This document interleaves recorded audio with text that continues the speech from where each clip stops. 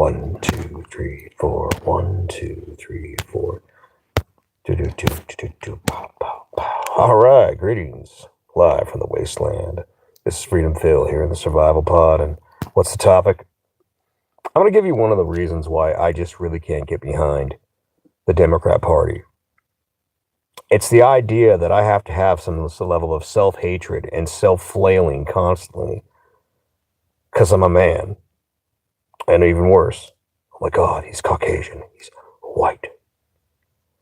See, I don't want to see things from a racial thing, but you do. And a lot of the excuses I see coming out of that party, what otherwise I would consider fuck shit behavior, the fact that you expect me to carry some original sin style burden for something that's got nothing to do with me, you're advocating against my best interest. Why would I support that? You know, where am I going with this? This is Freedom Phil. Like, subscribe. Let's get into it. And hey, turn up the video speed. And why do I always say that? Because watch videos faster. If I upload this, you should be watching at 1.75. That's why it's called turn up the video speed. Let's get into it. I've seen this my whole life. If I turn on PBS, within the day, I will hear several ways that, oh my God, legacy of slavery, or if it's Native Americans, oh God, you know, colonialism, and oh, white people, oh. You know what I like seeing? I like seeing individuals get past all that shit and just being like, we're individuals and we're improving ourselves. We're improving our communities. I love a success story. I see that more of conservatives. And knowing the history of a lot of Democrats, that's what's funny about when they tried to tell me as a kid, and they did. They told me on a regular basis, it's evil, greedy Republicans. They're so racist. Well, they flipped the story back in the 60s, 50s, 60s. No, they didn't. They just started buying votes in the 60s. A lot of black folks, by the way, voted Republican. And they had less single mother homes than the white community prior to buying votes. Jim Crow, well, that was, you know, the Democrats. The KKK was the foot soldiers for the Democrat Party, which were the Confederacy, which were the pretty much people defending slavery, so they could keep their plantations running the way they did. Now, I'm not saying that, like, Northern Republicans were like, yay, black folks.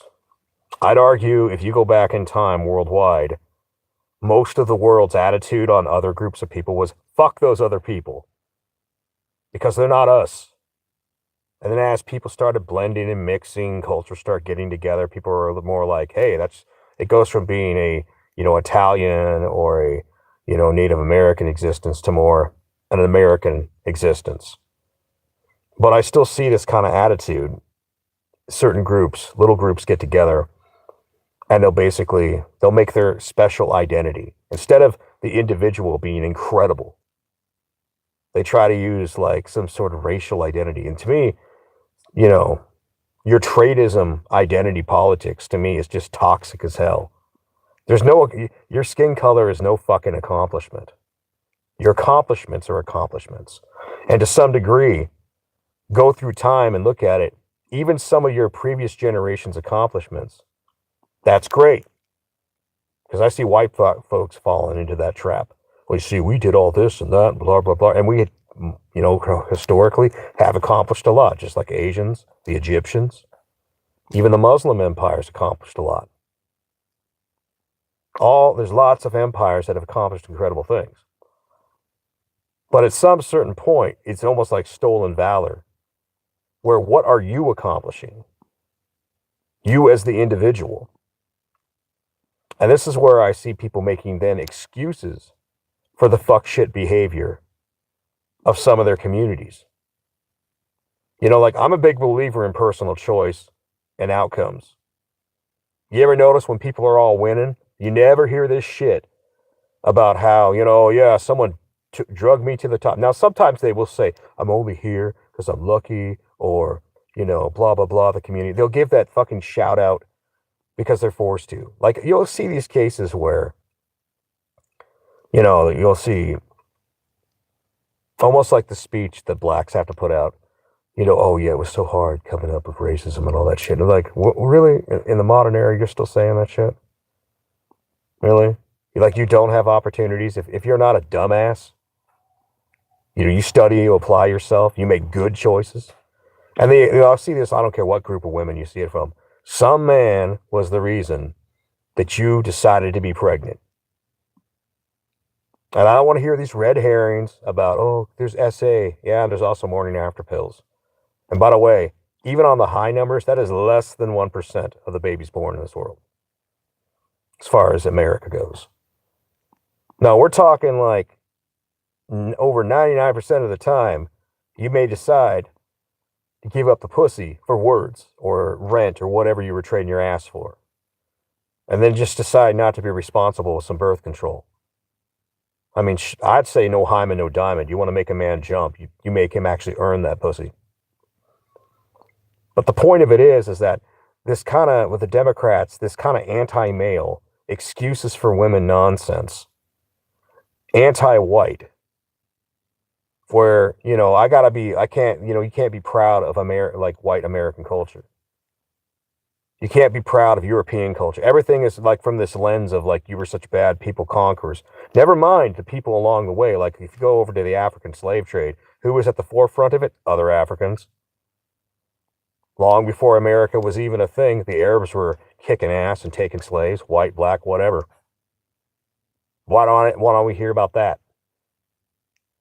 And one thing I too take as encouragement is the more I see people building themselves up out of poverty, especially in the black community, the more they stop towing the line.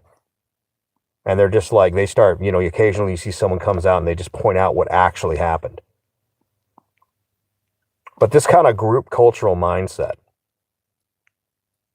And I see this particularly with women. And then the women try to indoctrinate the children. It's almost as sick as what I see with a lot of religions.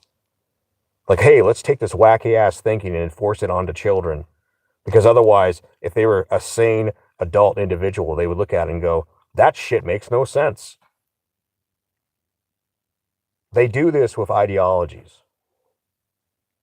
I remember, I can't name a number of times, and it is either a subtle or overt form of racism. People telling me about white privilege.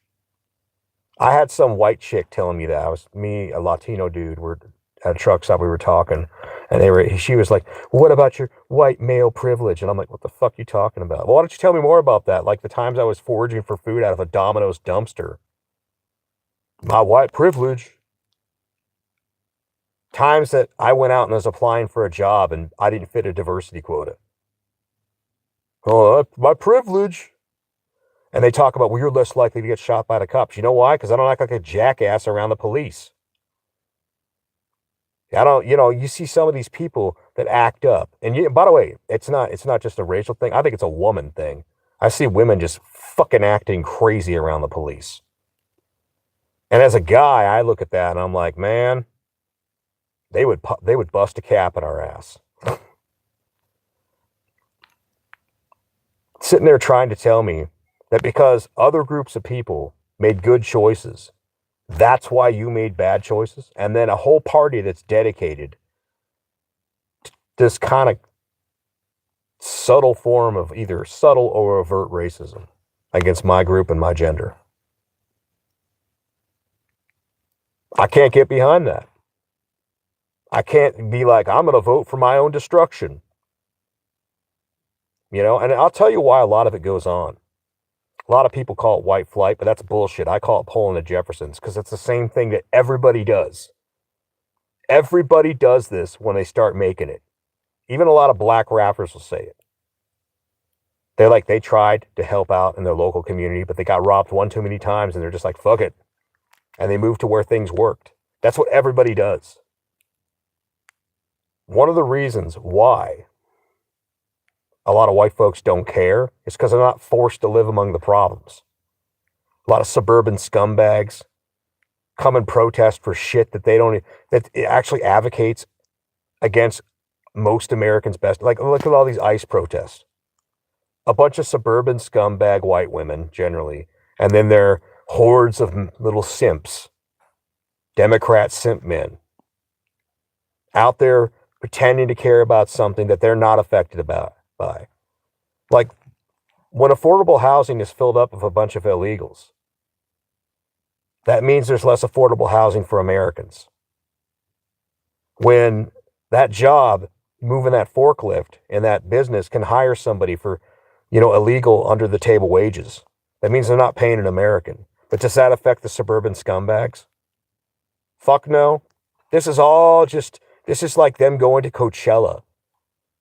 This is just like the Standing Rock protest. They're just there to be seen.